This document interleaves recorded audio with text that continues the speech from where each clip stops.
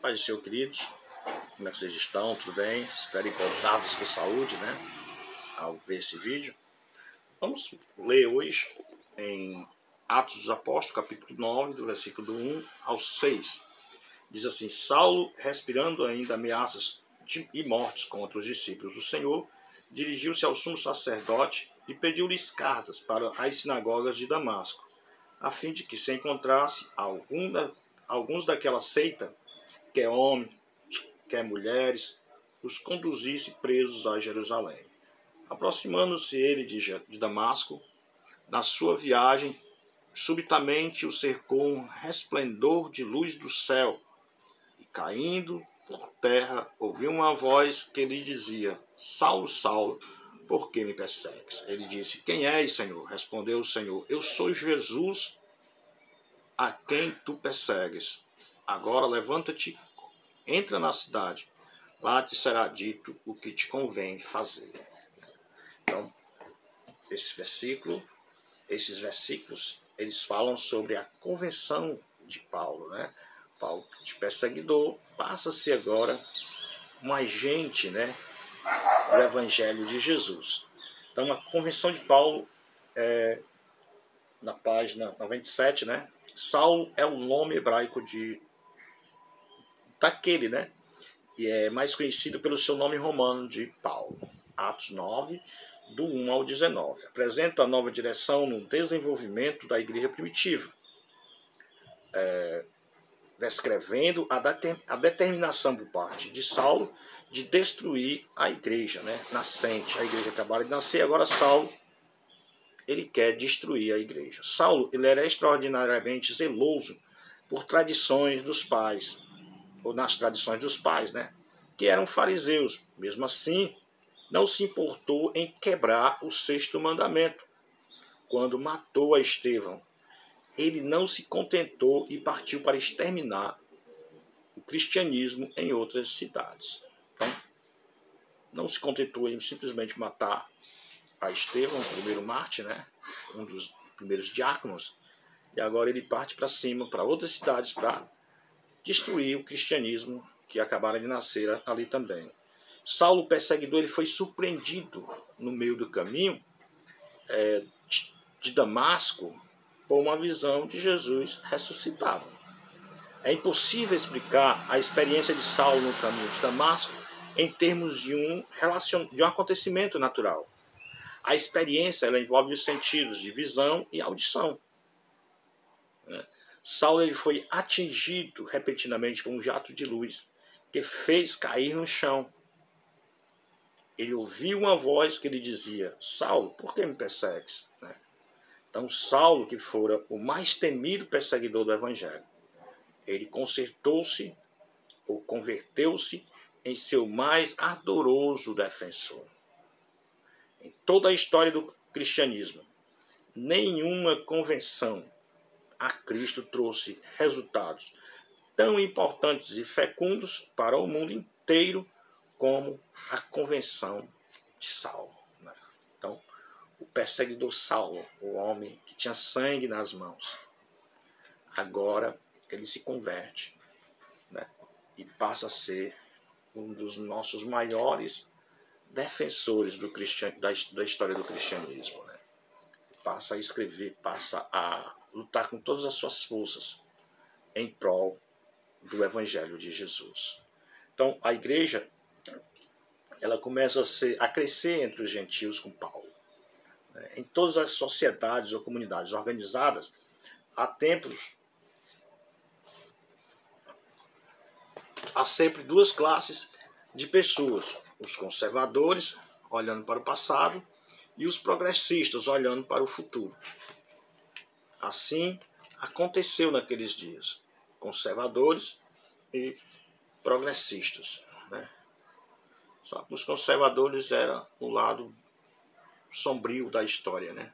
Naquela época. Hoje não, os conservadores são aqueles que conservam os bons costumes, e os progressistas são aqueles que querem acabar com os bons costumes. Né?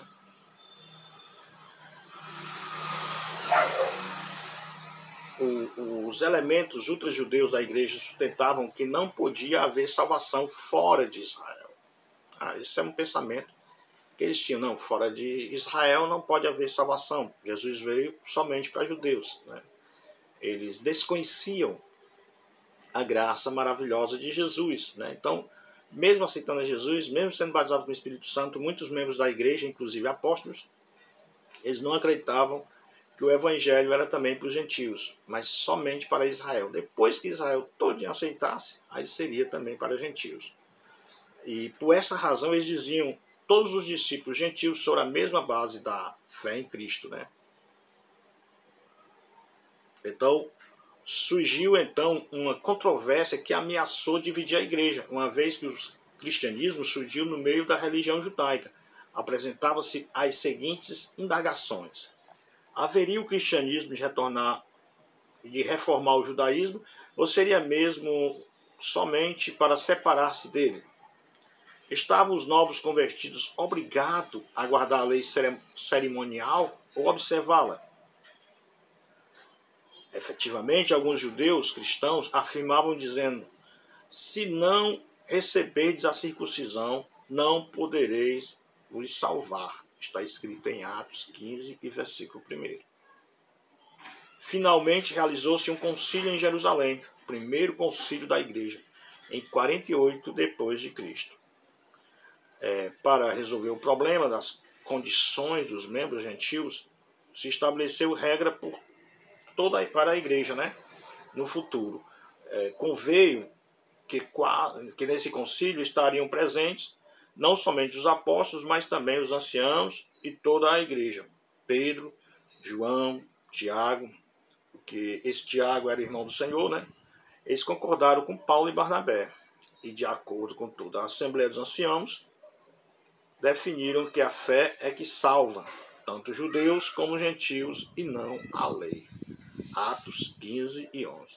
Então, começou a reunião com o pessoal da circuncisão dizendo que tinha que ser circuncidado para ser salvo, né? Para o gentio ser salvo, porque o judeu já era circuncidado, mas os gentios tinham que passar pela circuncisão para ser salvo.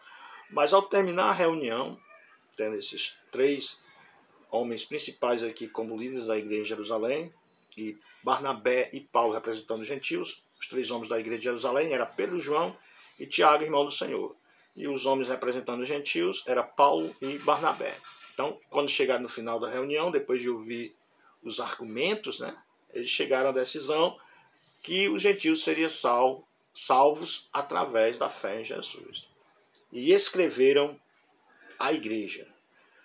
Né? Eles escreveram cartas para que a igreja toda ficasse calma, né? E sossegasse sobre essa responsabilidade que os discípulos agora davam a Paulo e Barnabé, né? Que era acalmar a igreja, acalmar os ânimos. Não precisa se circuncidar. Se você aceitou Jesus, você será salvo. Né? E pareceu bem ao Espírito Santo e a nós, isso era o teor da carta, né? Pareceu bem ao Espírito Santo e a nós, não vos impor mais encargos do que os necessários, sendo os seguintes: que vos abstenhais do que tiver sido sacrificado aos ídolos e do sangue das carnes sufocadas, né? Assim como na fornicação. Atos 15, do 28 ao 29. Então, os discípulos escreveram essa carta e mandaram ser lida para as igrejas, né? As igrejas que acabaram de fundar, né? A principal seria na Síria, né? Antioquia da Síria. E as demais igrejas que Barnabé e Paulo acabaram de fundar. Então, os discípulos chegaram a essa conclusão desse concílio e agora o coração da igreja estava aquietado, né? Já estava cheio de quietude, porque Jesus era suficiente. Nessa época, o número de membros de origem gentia continuava a crescer dentro da comunidade, enquanto o de judeus diminuía. À medida que o evangelho ganhava adeptos no mundo pagão, os judeus se afastavam dele e crescia cada vez mais o seu ódio contra o cristianismo. Em quase todos os lugares onde se manifestaram perseguições contra os cristãos, nesse período, todas elas eram instigadas pelos judeus. Então, criou aquele ciúme, né? Ciúme da religião antiga, que era o judaísmo, contra a religião recém-fundada pelo Senhor, que era o cristianismo. Então, os cristãos passaram a ser... o número de judeus convertidos ao cristianismo passou a diminuir, o número de gentios acrescidos à igreja passou a aumentar, e assim os judeus passaram a ter ciúmes e passaram a perseguir a igreja recém-fundada. Assim nós vemos a primeira perseguição imperial sobre Nero, né? Agora o império persegue os cristãos. O primeiro perseguidor do cristianismo no termo imperial foi Nero, que com seu nome marcou uma das mais horrendas tragédias da história, que foi o incêndio de Roma. Cláudio, seu pai, ou padrasto, havia sido envenenado provavelmente por sua própria esposa Agripina, que procurava assegurar o trono para o seu filho Nero. Moço então de 17 anos de idade. Depois de alguns anos felizes no governo, manifestaram-se nele todas as más inclinações humanas. Mandou matar sua própria mãe, seu professor Sêneca, sua esposa Otávia, os apóstolos Pedro e Paulo e muitos outros. O homem se tornou uma besta, né? Depois de introduzido e passar algum tempo como imperador de Roma. Então mandou matar a própria mãe, mandou matar Sêneca, que era o seu professor, mandou matar Otávia, mandou matar os apóstolos, mandou destruir a igreja. Foi um negócio mesmo, foi uma calamidade naquela época. Foi a maior perseguição até tido então, até o tempo de então, né?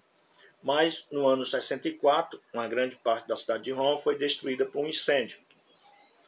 E disse que foi Nero que ateou fogo, ou que o ordenaram o incêndio nos 14 bairros de Roma. E desses 14 bairros, só 4 ficaram em pé, né? E Nero, ele apontou os cristãos como culpados do incêndio de Roma e moveu contra eles tremenda perseguição. Milhares de cristãos foram torturados e mortos. Grande parte desses heróis de fé foi destinada aos combates das feras. Outras foram crucificadas. Muitos outros, ao cair da noite, vestidos de túnicas embebidas em óleo e resinas, foram atados a hastes, né, de madeiras que os algozes incendiavam atrozmente para eliminá-los, né? Então, se diz que eles faziam todas essas coisas, né? Colocavam os nossos irmãos em estacas, né, melado de óleo, né? Depois incendiava, que era para clarear os jardins do Nero, né? Então, muitos cristãos foram mortos, esfolados. Serviram de alimentos para os leões, né, as feras dentro do Coliseu Romano. Mas é assim mesmo, né? A igreja, ela começou em perseguição e sempre será perseguida, mas sempre será a vitória, porque ninguém pode deter a igreja do Senhor, nem o maligno, né? Então, como Nero morreu, né? O Nero, ele viveu de 36 a 68 da nossa era, né? Então, o miserável Nero, ele morreu às suas próprias mãos, né, no ano 68 do ano da era cristã, cheio de remorsos e de medo. Depois da sua morte, a igreja teve descanso por espaço de 22 anos. Nero governou de 54 a 68. Depois da sua morte, sucederam no espaço de um ano 3 imperadores: o Galba, que pôs Nero para correr, Otão e Vitélio, né, que caíram todas vítimas de rebeliões. Então, esses 3 caíram: Galba, Otão e Vitélio. Mas também a última geração do primeiro século, né, a que vai do ano 68 a 100, é chamada de Era Sombria, em razão das trevas da perseguição, né, estarem sobre a igreja, e também porque de todos os períodos da história é o que não conhecemos. Para iluminar os acontecimentos desse período, já não temos a luz do livro dos Atos dos Apóstolos. Infelizmente, nenhum historiador da época preencheu o vácuo existente desse período. Após o desaparecimento de Paulo, durante um período de cerca de 50 anos, uma cortina prende sobre a igreja. Apesar do esforço que fazemos para olhar através das cortinas, nada se observa. Finalmente, em meados do ano 120, são observados vários aspectos muito diferentes da Igreja Apostólica dos dias de Paulo e de Pedro. A queda de Jerusalém, no ano 70, impôs grande transformação nas relações existentes entre cristãos e judeus. De todas as províncias dominadas pelo governo de Roma, a única descontente e rebelde era a Judéia. Acordemos com a interpretação que davam as profecias, consideravam-se destinados a conquistar e a governar o mundo. Por volta do ano 66, os judeus se rebelaram abertamente, apesar de não terem, desde o início, condições de vencer Vespasiano, o principal general. Pelas armas e pelas ameaças é que se submetiam ao domínio dos imperadores. Esse general romano conduziu um grande exército até a Palestina. Entretanto, logo depois foi chamado a Roma para ocupar o trono imperial, isso no ano de 69 a 79. Ficou então a Palestina chefiado o exército romano. Chefiando o exército romano, o general Tito, filho de Vespasiano. Após prolongados cercos, agravado pela fome e pela guerra civil, dentro dos muros, a cidade de Jerusalém foi tomada e destruída pelo exército romano. Milhares de judeus foram mortos, outros milhares foram feitos prisioneiros, isto é, escravos, né? O famoso Coliseu de Roma foi construído pelos judeus prisioneiros, os quais foram obrigados a trabalhar como escravos, e alguns deles trabalharam até morrer. A nação judaica, depois de 13 séculos de existência, foi destruída. Sua restauração deu-se somente no dia 14 de maio de 1948. Então, de 70 até 1948, Israel estava sem uma terra para chamar de sua, né? É o período da grande diáspora, né? Então, desde quando Tito, filho de Vespasiano, destruiu Jerusalém, até o ano de 1948, eles andavam de nação em nação, sem ter uma terra para chamar de sua. Mas graças a Deus que esse tempo foi restaurado, né? Hoje, Israel está lá na Palestina, né? Com seu próprio país. Depois dessa perseguição, a gente tem a segunda perseguição imperial, sob Domiciano, no ano 90 depois de Cristo. O Domiciano, ele reinou do ano 81 ao ano 96. Ele era filho de Vespasiano, né? Então, ele era filho de Vespasiano, assim como Tito também era filho de Vespasiano. Então, ele era outro filho de Vespasiano. Bom, ele era administrador no início, ele era um bom administrador no início, tornando-se depois muito cruel. Cerca do ano 90, este indigno imperador iniciou a segunda perseguição imperial aos cristãos. Durante esses dias, milhares de cristãos foram mortos, especialmente em Roma e em toda a Itália. Nessa época, João, quase centenário, né, que vivia na cidade de Éfeso, foi desterrado para a ilha de Patmos, no mar Egeu. Foi em Patmos que João recebeu a revelação que compôs o livro do Apocalipse, o último livro do Novo Testamento. É provável que João tenha morrido em Éfeso por volta do ano 100 da nossa era. E também durante esse período completa-se o Novo Testamento, né? Foi durante esse período que se escreveu os últimos livros do Novo Testamento. Aparentemente, as epístolas de Paulo foram primeiro reunidas pelos líderes da igreja. Esta coleção foi logo seguida dos evangelhos, já no começo do segundo século, Hebreus e Tiago, 1º e 2º Pedro, 1º, 2º e 3º João, Judas e Apocalipse, né? O reconhecimento universal destes livros como inspirados e canônicos só aconteceu um pouco mais tarde, né, nos concílios. Fases da perseguição. As perseguições... Os carros ficam passando na rua. Então, meus jovens,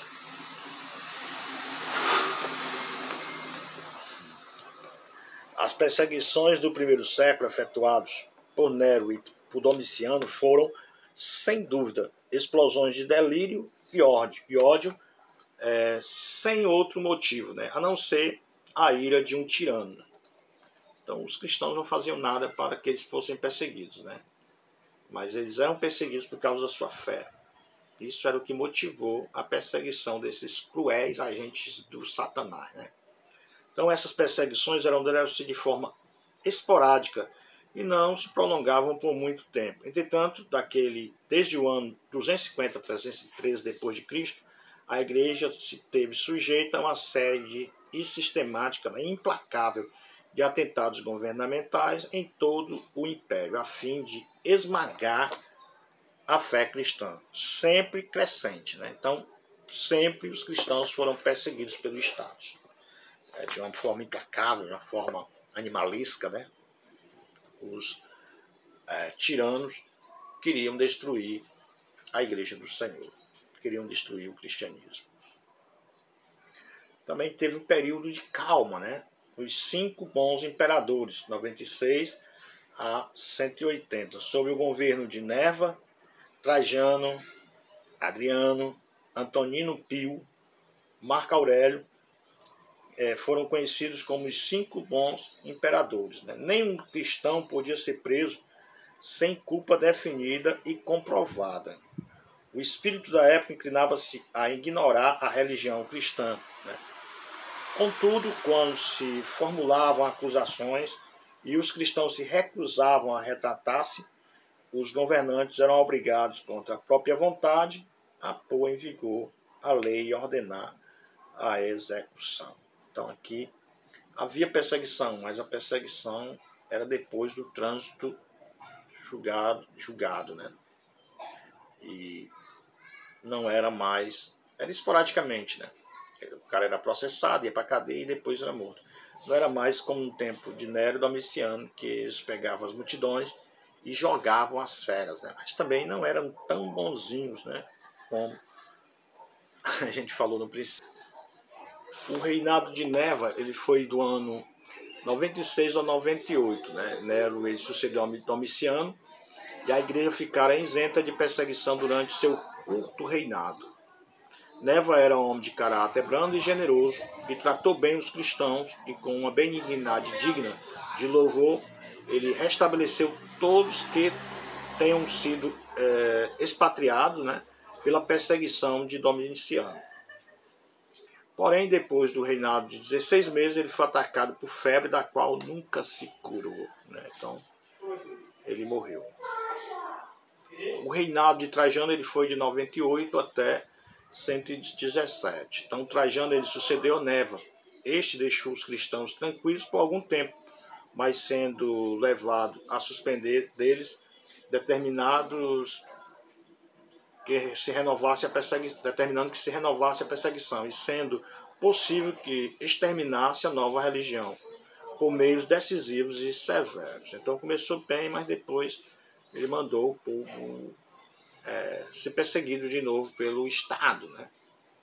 Alguns mártires eles viveram nessa época, né? Principalmente os mais proeminentes da fé cristã. Eles foram executados nesse período, né? Foram os seguintes: Simão, né? Do Marcos 6 e 3, o sucessor de Tiago, bispo da igreja de Jerusalém, como aquele que era também irmão do Senhor. O irmão do Senhor foi morto, aí então ficou o Simão no lugar dele. Então esse Simão ele foi assassinado na época de Trajano. Disse que ele alcançou uma idade muito avançada, foi crucificado e por ordem do governador romano da Palestina no ano 107, durante o reinado de Trajano. Isso a gente está falando de Simão, né? Simão de Marcos 6 e 3. Então, Inácio, bispo de Antioquia da Síria, ele foi levado preso a Roma, lançado às feras do anfiteatro romano no ano 110 depois de Cristo. Apesar da perseguição durante durante este ano, né, não haver sido tão forte como a que se manifestou depois, contudo registraram-se vários casos de martírios, além desses dois, né. Ainda sobre o martírio de Inácio, digno de nota, é o seguinte: da viagem para Roma, escreveu uma carta aos cristãos romanos pedindo-lhes que não tentassem conseguir o seu perdão. Avisava ter a honra de morrer pelo Senhor, dizendo: as feras atirem-se com alvidez sobre mim. Se elas não se dispuserem a isto, eu as provocarei. Disse que quando o guarda dos leões veio soltá-los da jaula, o povo quase enlouqueceu e batia palmas e gritavam em alegria brutal. Com o velho Marte, conservou-se firme. Bradou ele: sou como o trigo debulhado de Cristo, que precisa ser moído pelos dentes das feras antes de se tornar em pão. Não precisamos entrar em detalhes dos poucos momentos que se seguiram. Então Inácio foi devorado pelo leão. O reinado de Adriano foi de 117 a 138. No ano 117, morreu Trajano e o seu sucessor Adriano continuou as perseguições, mas com moderação.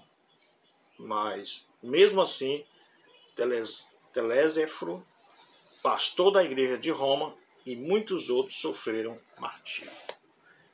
Uns nomezinhos legais, mas o Telésforo morreu nesse período, né, que ele era líder da igreja de Roma, morreu sobre as mãos do imperador Adriano, sobre as mãos que eu falo, sobre o seu governo, né, sobre o seu mando. Então, meus queridos, essa é a história da igreja até o ano 138, né? Perseguições em cima de perseguições, mas, no entanto, o Império Romano não conseguiu destruir a igreja do nosso Senhor. Deus abençoe a todos. Até o nosso próximo encontro, né? Para a gente meditar mais um pouco sobre a história do cristianismo, né? Essa história que nos fascina, né?